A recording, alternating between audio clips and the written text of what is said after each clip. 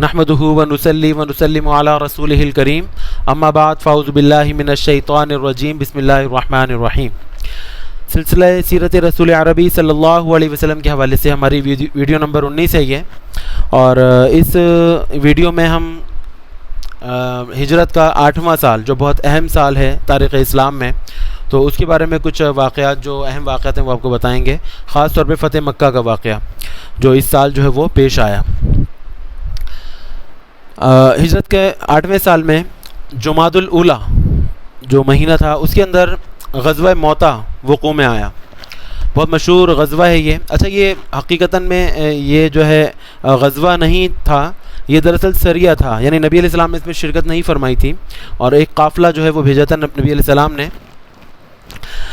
تقریباً 3000 صحابہ کرام کا، اور لیکن اس کو غزوہ اس لیے تعبیر کیا جاتا ہے کیونکہ اس میں کفار کے لشکر بے شمار بڑی لمبی چوڑی تھی، میں بتاتا ہوں آپ کو۔ تو اس میں دراصل وجہ اس کی یہ ہوئی کہ نبی علیہ السلام نے حضرت سیدنا حارث بن عمیر ازدی ایک صحابی تھے، ان کو قاصد بنا کر ایک خط جو ہے وہ امیر بصرہ کے نام بھیجا، یا ملک روم کے بادشاہ قیصر کے نام بھیجا۔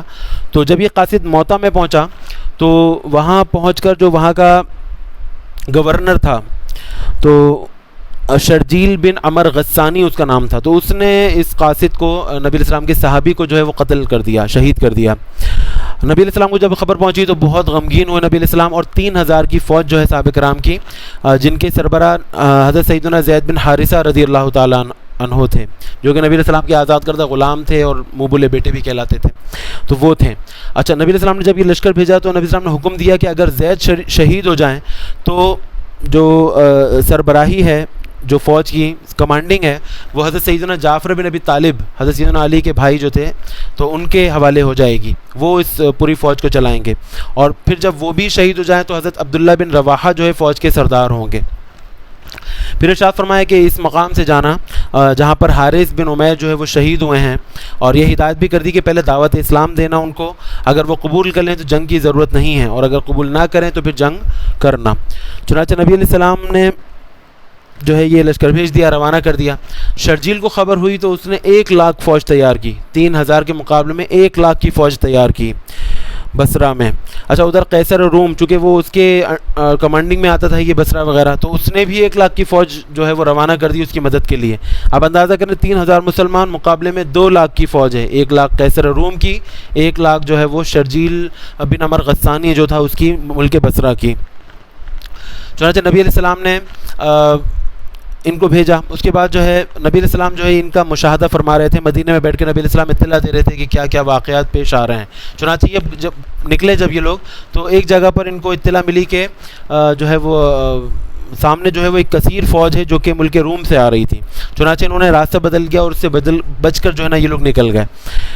اس کے بعد جو ہے وہاں سے پہنچ کر موتا چلے گئے، وہاں پہنچ کر جنگ ہوئی، اور نبی علیہ السلام نے جیسے پیشین گوئی کی تھی اسی کے مطابق سیدنا زید بن حارثہ پہلے شہید ہوئے، اس کے بعد حضرت جعفر بن ابی طالب، جعفر طیار جن کا لقب تھا، وہ شہید ہوئے، اور پھر عبداللہ بن رواحہ بھی شہید ہو گئے ایک کے بعد ایک کر کے۔ نبی علیہ السلام مدینہ میں ان واقعات کو اپنی آنکھوں سے جو ہے وہ دیکھ رہے تھے، بیان فرما رہے تھے، اور انہوں نے نبی علیہ السلام نے فرمایا کہ حضرت جعفر نے پہلے اپنے گھوڑے کی جو کونچیں تھیں وہ کاٹ ڈالیں، پھر حملہ کیا، ان کا دایاں بازو کٹ گیا، تو انہوں نے علم جو تھا جھنڈا تھا وہ بائیں ہاتھ میں لے لیا، وہ بھی کٹ گیا، تو بغل میں پکڑ لیا یہاں تک کہ وہ شہید ہو گئے۔ حضرت عبداللہ بن عمر کا بیان ہے کہ میں نے ان کی لاش جب دیکھی بعد میں تو 90 سے زیادہ زخم تھے ان کی لاش کے اوپر، جو کہ سب کے سب سامنے کی طرف لگے ہوئے تھے، اور نبی علیہ السلام نے پھر حضرت جعفر کی روح کو جو ہے فرشتوں کے ساتھ اڑتے ہوئے دیکھا، اسی لیے ان کو جعفر طیار کہا جاتا ہے، جعفر طیار۔ اور دوسری روایت کے مطابق 2 فرشتوں کے بازوؤں پہ ان کو جو ہے سوار دیکھا، تو جعفر ذوالجناحین بھی ان کو کہتے ہیں، حضرت علی کے سگے بھائی تھے یہ، اور اس جنگ میں شہید ہوئے تھے۔ بہرحال حضرت عبداللہ بن رواحہ کے انتقال کے بعد بالاتفاق ساری جو فوج تھی تو انہوں نے حضرت خالد بن ولید کو اپنا سردار مقرر کر لیا، اور ان کی کیا شان تھی، سیف اللہ کہلاتے تھے، بہت شجاعت سے لڑے، اتنی بہادری سے لڑے، خود فرماتے ہیں کہ اس دن 9 تلواریں میرے ہاتھ سے ٹوٹیں، 9 تلواریں جو ہیں ان کے ہاتھ سے ٹوٹ کے گری ہیں۔ بہرحال مسلمانوں کی 3000 تھے صرف، مقابلے میں 1,00,000 کافر ہیں، لیکن مسلمانوں کی بہادری، ان کی شجاعت کی وجہ سے کافر جو ہے وہ تذبذب میں پڑ گئے، تزلزل چھا گیا ان کے لشکر میں، اور بالآخر کافروں کو بھاگنا پڑا۔ کافروں مسلمانوں کی یقیناً یہ فتح ہے، بڑی شاندار فتح ہے کہ 2 لاکھ کے مقابلے میں صرف 12 مسلمان شہید ہوئے، صرف 12 مسلمان، اور باقی صحیح سالم مدینہ واپس تشریف لے آئے۔ جنگ موتا کا یہ حال تھا۔ اس کے بعد ماہ رمضان میں غزوہ فتح مکہ پیش آیا۔ اچھا، غزوہ فتح مکہ کا سبب کیا تھا سرسری میں آپ کو بتاتا ہوں۔ وجہ تھی وہ جو معاہدہ کیا تھا صلح حدیبیہ کا سن 6 ہجری میں نبی علیہ السلام نے کافروں سے، کہ 10 سال تک مسلمانوں کافروں میں جنگ نہیں ہوگی، اور اس کی ایک اہم شرط تھی کہ مسلمان اور کافر دونوں فریق جس کو چاہیں گے قبیلے کو اپنا حلیف بنا سکتے ہیں، اور پھر کافر بھی مسلمان اور ان کے حلیف پر حملہ نہیں کریں گے، اور نہ ہی کفار کے جو حلیف قبیلے ہیں وہ ان پر حملہ کریں گے۔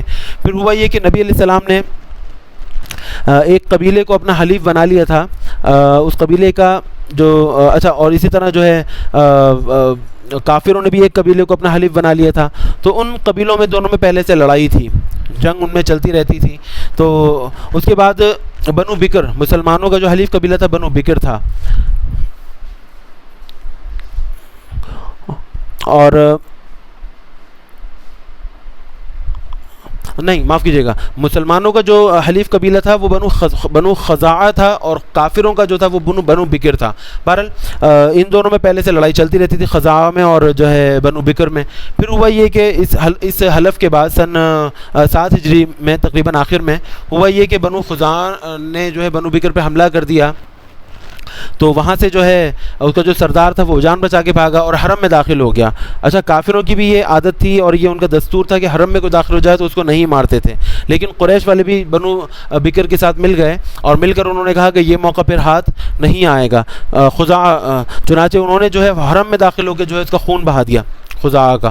تو وہ جو معاہدہ تھا وہ توڑ دیا کہ نبی علیہ السلام کے حلیف قبیلے پہ حملہ کر دیا انہوں نے، جو بنو بکر اور قریش والوں نے۔ چنانچہ نبی علیہ السلام نے پھر اپنے قاصد ان کے پاس بھیجا اور کہا کہ جو ہے تم لوگوں نے معاہدے کی خلاف ورزی کی ہے، تو اب 3 شرطیں ہیں، کوئی ایک تم مان لو۔ وہ 3 شرط میں پہلی شرط یہ تھی کہ خزاعہ کے جو مقتولین ہیں ان کا خون بہا ادا کرو، جتنے لوگوں کو آپ نے قتل کیا ہے بنو خزاعہ کے، تو ان سب کا جو ہے خون بہا فدیہ جو ہے وہ آپ ادا کرو۔ دوسری شرط یہ ہے کہ جو بنو بکر تھا ان کی حمایت سے آپ دستبردار ہو جائیں، تو مسلمان پھر بنو بکر کے خلاف جنگ لڑیں گے۔ اور تیسری شرط یہ تھی کہ اعلان کر دیں کہ حدیبیہ کا جو معاہدہ تھا وہ ٹوٹ گیا۔ تو کافروں کے پاس جب یہ شرطیں پہنچی تو انہوں نے کہا ہم شروع والی 2 شرطیں نہیں مان سکتے، تیسری شرط منظور ہے، یعنی ہم معاہدہ توڑتے ہیں۔ چنانچہ کافروں کی طرف سے یہ معاہدہ توڑ دیا گیا، خلاف ورزی بھی پہلے بھی کی، اور پھر نبی علیہ السلام نے براہ راست حملہ نہیں کیا بلکہ ان کو پیشکش کی، تو انہوں نے ٹھکراتے ہوئے معاہدہ خود توڑ دیا۔ چنانچہ نبی علیہ السلام نے مکہ پر پوشیدہ جو ہے وہ تیاریاں شروع کر دی حملے کی، اور تمام صحابہ کو حکم دیا کہ اپنا اسلحہ وغیرہ جمع کرنا شروع کر دیں۔ اس موقع پہ ایک صحابی تھے جن کا نام حضرت سیدنا حاطب بن ابی بلتعہ رضی اللہ تعالیٰ عنہ ہے، اور وہ جنگ بدر والے صحابیوں میں شامل تھے۔ تو ان کے بیوی بچے جو ہے وہ مکہ میں رہتے تھے، اور وہ مکہ والوں کی کسی طریقے سے کچھ مدد کر دیا کرتے تھے، ان کو اطلاع خبریں وغیرہ پہنچا دیا کرتے تھے۔ تو پھر ہوا یہ کہ اس زمانے میں مکہ میں رہنے والی ایک باندی جو کہ قریش سے تعلق رکھتی تھی، اس کا نام سارہ تھا، تو وہ سارہ مدینے میں آئی اور آ کر اس نے اپنے قبیلے والوں سے مدد مانگی کہ میں غریب ہوں، محتاج ہوں، میری مدد کریں۔ سب نے جو ہے وہ اس کی مدد کی، تو حضرت حاتب نے بھی آ کر مدد کی اور ایک جو ہے خط اس کے حوالے کر دیا، کہا کہ یہ جا کر مکہ میں ابو سفیان وغیرہ کے حوالے کر دینا۔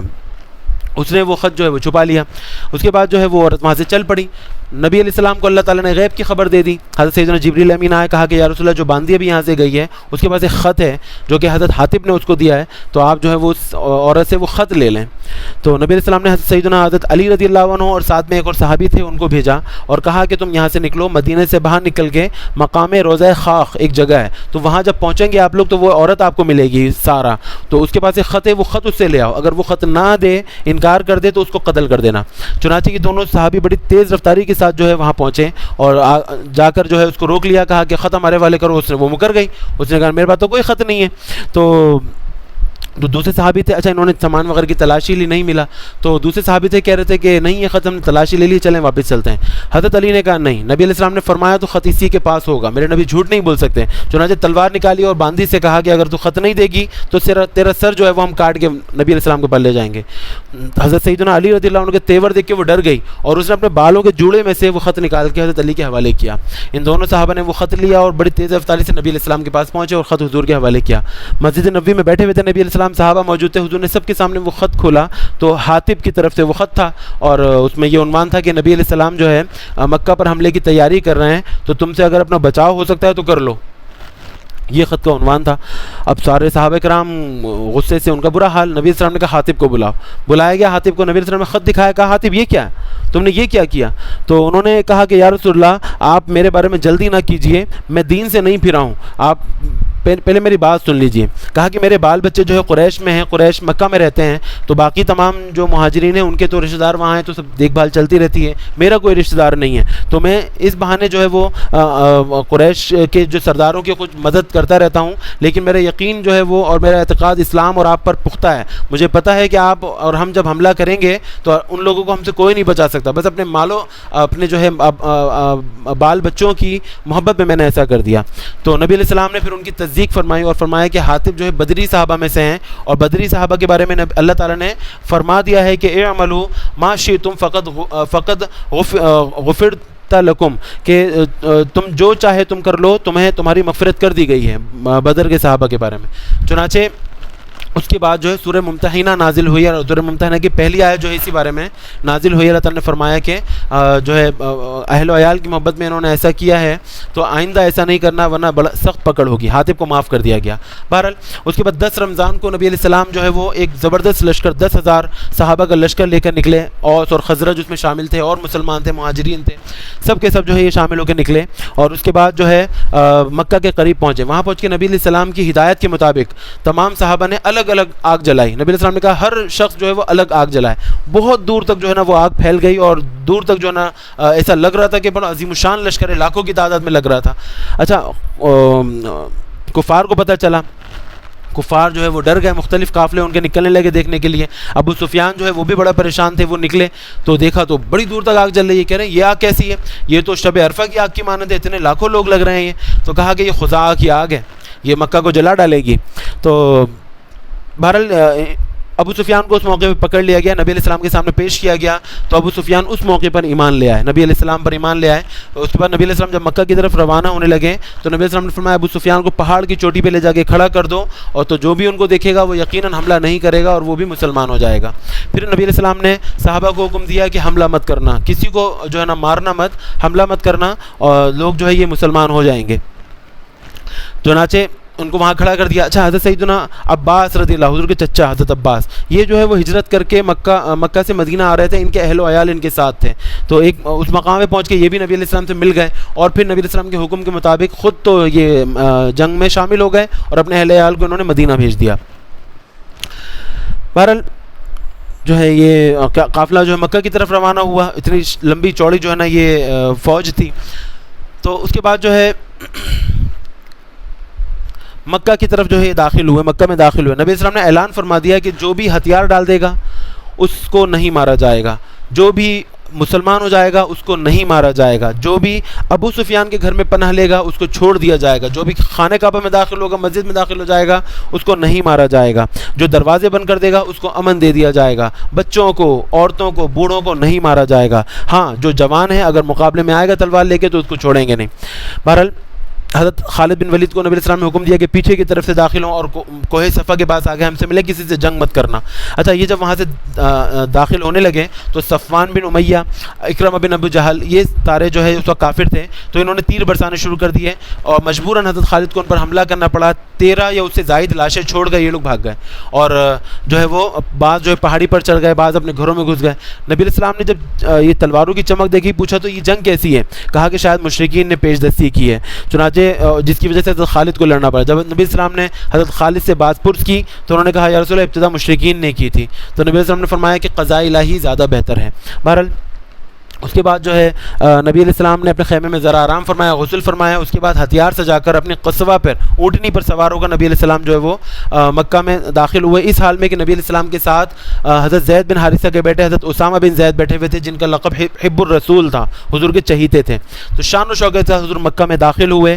دائیں بائیں مہاجر اور انصار کی بڑی تعداد, اور اتنے زبردست جو ہے وہ جنگی لباس میں ملبوس تھے یہ لوگ کہ جو ہے نا ان کی شان ہی الگ تھی. بہرحال نبی علیہ السلام بیت اللہ میں داخل ہوئے سب سے پہلے بیت اللہ کو بوسہ دیا, حجر اسود کو بوسہ دیا, اور اس کے بعد جو ہے پھر ناقہ پر سوار ہو کے نبی علیہ السلام نے طواف کیا. اس کے بعد نبی علیہ السلام کے ہاتھ میں ایک چھڑی تھی, اور نبی علیہ السلام خانہ کعبہ کے اندر داخل ہوئے تو دیکھا کہ وہاں پر 360 بت جو ہے وہ نصب ہیں, نیچے کی رو 2 رو چل رہی تھیں بتوں کی. تو نبی علیہ السلام نے جو ہے وہ بتوں کو اپنی چھڑی سے مار مار کر گرا دیا, ٹھوکتے جاتے اور یہ فرماتے جاتے کہ جاء الحق وزهق الباطل ان الباطل کان زہوقا, کہ حق جو ہے وہ آ گیا, باطل مٹ گیا, اور بے شک باطل جو ہے وہ مٹنے والا تھا. اس کے بعد جب اندر داخل ہونے کے لیے چابی مانگی نبی علیہ السلام نے, تو حضرت سیدنا عثمان بن طلحہ, یہ اس وقت تک کافر تھے, اس سے پہلے مسلمان نہیں تھے یہ, تو ان سے وہ کعبے کی چابی ان کے ہمیشہ سے ان کے پاس تھیں. تو نبی علیہ السلام نے ان سے کہا کہ عثمان چابی لاؤ. انہوں نے چابی دی اور نبی علیہ السلام کھل کے اندر داخل ہوئے تو دیکھا حضرت سیدنا ابراہیم علیہ السلام اور اسماعیل علیہ السلام کے بت لگائے ہوئے ہیں لوگوں نے, اور وہ جوا کھیل رہے ہیں. تو نبی علیہ السلام نے کہا اللہ کی قسم ان دونوں نے کبھی تیروں سے جوا نہیں کھیلا. اور اس کے بعد نبی علیہ السلام نے وہ جو ہے سارے بت تصویریں جو تھی وہ توڑ ڈالیں, اور اس کے بعد حضرت اسامہ بن زید, حضرت بلال, حضرت عثمان بن ابی طلحہ جو ہے اندر داخل ہوئے, اور نبی علیہ السلام نے نماز پڑھی اور ہر طرف تکبیر کہی. اس کے بعد جو ہے دروازہ کھول دیا گیا. مسجد حرام جو تھی وہ قریش سے بھری پڑی تھی, اور سارے لوگ جو ہے وہاں موجود تھے. پھر نبی علیہ السلام نے وہاں پہنچ کے خطبہ پڑھا, اللہ تعالیٰ کی حمد و ثنا بیان کی, اور اسلام کی حقانیت کے بارے میں ایک درس دیا. تو اس کے بعد پھر نبی علیہ السلام نے پوچھا کہ اے لوگوں, تمہیں کیا لگتا ہے کہ تم لوگوں نے میرے ساتھ جو سلوک کیا, تو تم اپنے بارے میں تم مجھ سے کس سلوک کی توقع رکھتے ہو؟ تو سب کے سب تھر تھر کانپ رہے تھے, کیونکہ نبی علیہ السلام اس وقت جو ہے وہ غالب تھے. تو کہنے لگے خیرن اخن کریم وابن اخین کریم, کہ ہم آپ سے بھلائی کی توقع رکھتے ہیں, آپ ایک بہت شریف جو ہے وہ بھائی ہیں, اور شریف جو ہے وہ برادر زادے ہیں. تو یہ سن کے نبی علیہ السلام نے فرمایا لا تثریب علیکم اليوم اذهبوا فانتم الطلقاء, کہ آج کے دن تم پر کوئی گرفت نہیں ہے. اور میں تم سے وہی بات کہہ رہا ہوں جو سیدنا یوسف علیہ السلام نے اپنے بھائیوں سے کہی تھی کہ لا تثریب علیکم اليوم, تم پر آج کے دن کوئی گرفت نہیں, تم سب آزاد ہو, جس کو جہاں جانا ہے وہ چلے جائے. تو جب اعلان عف ہوا تو نبی علیہ السلام مسجد حرام میں ہی بیٹھ گئے, اور اس کے بعد جو ہے حضور کے پاس جو ہے وہ خانہ کعبہ کی چابی تھی. حضرت علی اور حضرت عباس دونوں نے نبی علیہ السلام سے عرض کیا کہ یا رسول اللہ یہ چابی ہمیں آپ عنایت فرما دیں. تو لیکن نبی علیہ السلام نے حضرت عثمان بن طلحہ بن ابی طلحہ, جن کے پاس پہلے یہ چابیاں تھیں, ان کو وہ چابی عنایت فرمائی. اچھا, ان کا ایک الگ واقعہ ہے. حضرت عثمان بیان کرتے ہیں کہ ہجرت سے پہلے رسول اللہ صلی اللہ علیہ وسلم جو ہے وہ مکے میں ملے, آپ نے مجھے دعوت اسلام دی. تو میں نے کہا کہ اے محمد, تم سے مجھے تعجب ہے, تم چاہتے ہو کہ میں تمہاری پیروی کروں, حالانکہ تمہاری قوم جو ہے وہ تمہارے دین کی مخالفت کرتی ہے, تم ایک نیا دین لائے ہو. تو نبی علیہ السلام نے جو ہے درگزر کیا اور فرمایا کہ عثمان یقیناً قریب تم ایک دن جو ہے دیکھو گے کہ جو ہے اس جو خانہ کعبہ کی جو چابی ہے وہ میرے ہاتھ میں ہوگی, میں جہاں چاہوں گا اس کو رکھ دوں گا. پھر اس کے بعد جو ہے جو عثمان نے پھر جواب میں کہا کہ اچھا تو پھر تو اس دن قریش جو ہے وہ تباہ برباد ہو جائیں گے, ہلاک ہو جائیں گے جب آپ غالب ہوں گے. تو نبی علیہ السلام نے فرمایا نہیں, بلکہ وہ زندہ رہیں گے اور عزت پائیں گے. اس کے بعد جو ہے آپ صلی اللہ علیہ وسلم خانہ کعبہ میں داخل ہوئے. کہتے ہیں کہ میں اس ارشاد کا میرے اوپر ایسا اثر ہوا کہ میں ایمان لانے والا تھا, میں مسلمان ہونے والا تھا, لیکن کفار کے ڈر کی وجہ سے پھر میں مسلمان نہیں ہوا. جب فتح مکہ کا دن آیا تو آپ صلی اللہ علیہ وسلم نے مجھ سے فرمایا کہ اے عثمان چابی لاؤ. تو چابی لی اور پھر اس کے بعد مجھے عنایت فرما دی. پھر اس کے بعد نبی علیہ السلام نے فرمایا کہ اے عثمان, یہ چابی پہلے بھی تمہاری تھی اور آئندہ بھی تمہاری رہے گی, سوائے اس کے کہ کوئی ظالم ہی تم سے اس کو چھینے گا. اور پھر فرمایا کہ اے عثمان, اللہ تعالیٰ نے تم کو اپنے گھر کا امین بنایا ہے, تو تم مجھے بتاؤ کہ کیا وہ بات ثابت نہیں ہو گئی جو میں نے تم سے ہجرت سے پہلے کہی تھی؟ تو حضرت عثمان کہتے ہیں کہ مجھے وہ بات یاد آ گئی, وہ قول یاد آ گیا. میں نے عرض کیا کہ ہاں, میں گواہی دیتا ہوں کہ آپ اللہ کے سچے رسول ہیں, اور آپ نے جو بات کہی تھی وہ آج پوری ہو گئی ہے. تو اس دن نبی علیہ السلام کی 3 پیشن گوئیاں تھیں جو کہ اس دن فتح مکہ کے دن پوری ہوئیں. بہرحال نبی علیہ السلام جو ہے اس واقعے کے بعد بہت دیر تک مسجد میں رونق افزا رہے, بیٹھے رہے. نماز کا وقت آیا, آپ صلی اللہ علیہ وسلم کے حکم سے حضرت بلال نے خانہ کعبہ کی چھت پر کھڑے ہو کر اذان دی. سب طرف جو ہے وہ ان کی سریلی آواز جو ہے وہ پھیل گئی. اچھا, ابو سفیان رضی اللہ عنہ مسلمان ہو چکے تھے, ان کے ساتھ 2 کافر بیٹھے ہوئے تھے, عتاب بن اسید اور حارث بن ہشام. یہ دونوں کافر تھے اس وقت تک. تو کہتے ہیں کہ اذان کی جب آواز سنی تو حارث اور جو عتاب تھا, ان دونوں نے جو ہے وہ نبی علیہ السلام کے خلاف کچھ بولا. تو ابو سفیان کہتے ہیں میں تو کچھ نہیں کہتا, کیونکہ اگر میں کچھ کہوں گا تو خدا کی قسم یہ کنکریاں ان کو جا کے بتا دیں گی. کہتے ہیں ہم ابھی بیٹھ کے باتیں ہی کر رہے تھے کہ نبی علیہ السلام ہمارے پاس تشریف لیا اور فرمایا تمہاری باتیں مجھے معلوم ہو گئی ہیں, تم تینوں نے ایسا ایسا کہا ہے. تو یہ سنتے ہی حارث اور عتاب جو تھے وہ سنتے ہی کہنے لگے کہ ہم گواہی دیتے ہیں کہ آپ اللہ تعالیٰ کے سچے رسول ہیں, کیونکہ ان باتوں کی اطلاع کسی کو نہیں تھی. اگر کسی کو اور ہوتی تو یقیناً وہ آپ کو بتا دیتا, تو ایسا کچھ نہیں ہے. تو ہم گواہی دیتے ہیں کہ یہ غیب کی قبر تھی. بہرحال اسلام جو ہے وہ پھیلتا گیا اور جو ہے نبی علیہ السلام کی عام معافی کے اعلان کے بعد لوگ جوک در جوک جو ہے مسلمان ہونے لگے, جس کو سورہ نصر میں اللہ تبارک و تعالیٰ نے ارشاد فرمایا کہ اذا جاء نصر اللہ والفتح ورأیت الناس يدخلون فی دین اللہ افواجا. آپ نے دیکھا کہ لوگ جو ہے اللہ تعالیٰ کے دین میں فوج در فوج داخل, ایک پوری جماعت آتی کافروں کی اور نبی علیہ السلام کے ہاتھوں جو ہے وہ مسلمان ہو جاتی. چنانچہ مرد, عورتیں, بچے, بوڑھے سب آ کر جو ہے نبی علیہ السلام کے دست پر بیعت کرنے لگے اور مسلمان ہونے لگے. اور اس موقع پہ پھر حضرت امیر معاویہ وہ اور ان کی والدہ وہ بھی آئیں اور آ کر جو ہے وہ مسلمان ہو گئی. ہند, جن کے بارے میں مشہور ہے کہ انہوں نے غزوہ احد کے بعد حضرت سیدنا امیر حمزہ کا کلیجہ نکال کر چبایا تھا اور چبایا نہیں چکی تو تھوک دیا تھا, تو نبی علیہ السلام جو ہے وہ ان سے خفا تھے. بہرحال ایک الگ واقعہ ہے اس کا. اس کے بعد جو ہے جب مکہ پھر بتوں, جب خانہ کعبہ پھر بتوں سے جب پاک ہو گیا تو قریب کے جو علاقے تھے ان کو بھی بتوں سے پاک کیا گیا اور سب کے سب یہ لوگ جو ہے وہ اسلام میں داخل ہونے لگے. اور یہ جو ہے ایسا سال تھا, ہجرت کا 8واں سال, جس میں خاص طور پہ اسلام جو ہے سب سے زیادہ پھیلا. نبی علیہ السلام کے پورے جو زمانہ تھا 10-11 سال کا مدینے میں, تو اتنا زیادہ اسلام نہیں پھیلا جتنا اس سال جو ہے وہ پھیلا تھا. تو سب سے مشہور واقعہ غزوہ فتح مکہ کا تھا جو اس سال پیش آیا. اور اسی سال ہجرت کے 8ویں سال جو ہے ذی الحج کے مہینے میں اللہ تبارک و تعالیٰ نے حج کو فرض کیا. حج جو ہے وہ فرض ہوا, اور جب حج فرض ہوا, مشہور حدیث بخاری شریف کی ہے کہ جب حج فرض ہوا تو نبی علیہ السلام کھڑے ہوئے, صحابہ کرام بیٹھے ہوئے تھے, اور نبی علیہ السلام نے آیت پڑھ کے سنائی. فرمایا وَلِلَّهِ عَلَى النَّاسِ حِجُّ الْبَيْتِ مَنِ اسْتَطَاعَ إِلَيْهِ سَبِيلًا, اے مسلمانوں اللہ تعالیٰ کے لیے تم پر لازم ہے کہ بیت اللہ کی طرف جانے کی جانے کی طاقت رکھے تو وہ بیت اللہ کا حج کریں. تو ایک صحابی جو تھے وہ کھڑے ہو گئے, کہا کہ افی کل عام یا رسول اللہ, کیا ہم پر ہر سال بیت اللہ کا حج کرنا فرض ہے؟ تو فسکت النبی صلی اللہ علیہ وسلم, نبی علیہ السلام خاموش رہے. پھر وہ صحابی کھڑے ہو گئے, دوبارہ پوچھا کہ یا رسول اللہ کیا ہر سال حج کرنا فرض ہے؟ تو نبی علیہ السلام پھر خاموش ہو گئے. انہوں نے پھر تیسری دفعہ سوال کیا, حضور پھر خاموش رہے. کچھ دیر کے بعد حضور نے فرمایا کہ اگر میں ہاں کہہ دیتا, ان کے جواب میں اگر میں ہاں کہہ دیتا تو ہر سال تم پر حج کرنا فرض ہو جاتا اور تم اس کی طاقت نہیں رکھتے. تو یہ واقعہ ہوا. اچھا, پھر اس کے بعد نبی علیہ السلام نے فرمایا کہ جس چیز کا میں تمہیں حکم دوں اس کو بجا لایا کرو, جس چیز سے منع کروں اس سے رک جایا کرو, کیونکہ تم سے پہلے کی امتیں بنی اسرائیل اپنے انبیاء کو قتل کرنے اور کثرت سوالات کی وجہ سے ہلاک ہوئے. حدیث ختم ہوئی. اور آپ لیکن اندازہ کریں کہ اس زمانے کے لوگوں کے لیے تو بہت آسان تھا حج کرنا, ہر سال اگر ہوتا بالفرض تو ہر سال بھی کر لیتے, قریب کے لوگ تھے. لیکن جب اسلام پھیلا سیدنا عمر فاروق کے زمانے میں, حضرت عثمان غنی کے زمانے میں, ہم لوگوں کو دیکھ لیں کتنے دور خانہ کعبہ سے بیٹھے ہوئے ہیں. ہم پر زندگی میں ایک دفعہ حج کرنا بڑے مشکل ہو جاتا ہے, اور جو ایک دفعہ چلا جاتا ہے پتہ نہیں کس طرح وہ جمع پونجی کر کے جاتا ہے اور دوبارہ اس کو موقع ملتا نہیں ملتا. بالفرض اگر ہر سال حج کرنا فرض ہو جاتا تو آج کل کے لوگوں کے لیے کتنی زیادہ مشکل ہو جاتی ہے, اندازہ کریں. نبی علیہ السلام کی نظر اس زمانے پر تھی, اور نبی علیہ السلام کا ہم پر احسان کہ نبی علیہ السلام نے ہاں نہیں فرمایا. اچھا, دوسری بات اس حدیث سے یہ پتہ چلتی ہے کہ حضور کو اختیار تھا, یہ اللہ تعالیٰ کا فرض تھا حج کرنا, نبی علیہ السلام کو اختیار تھا فرض میں کمی اور زیادتی کرنے کا. نبی علیہ السلام فرماتے ہیں کہ اگر میں ہاں کہہ دیتا تو ہر سال فرض ہو جاتا, حضور نے ہاں نہیں فرمایا تو زندگی میں ایک دفعہ فرض ہے. آپ اندازہ کریں کہ نبی علیہ السلام کا اختیار کیا تھا, نبی علیہ السلام کی مستقبل پر نظر کیا تھی, اور حضور کی جو ہے وہ ہم پر احسان کتنا ہے. رحمت للعالمین ہے, اور ان کا ہم پر ہر دم ہر پایا جو ہے وہ ہم پر احسانات ہیں جو کہ بڑھتے چلے جا رہے ہیں. بہرحال حج فرض ہوا, اور اس کے بعد پھر جو ہے حج جو ہے لوگوں نے حج ادا کرنا شروع کیا. انشاءاللہ آگے کے جو واقعات ہیں ہجرت کے 9ویں اور 10ویں اور 11ویں سال کے واقعات ایک ساتھ جو ہے وہ ویڈیو نمبر 20 میں ہم بیان کریں گے, جو کہ سیرت کے حوالے سے ہماری آخری ویڈیو ہوگی. تو ہمیں یاد رکھیے گا. السلام علیکم ورحمۃ اللہ وبرکاتہ.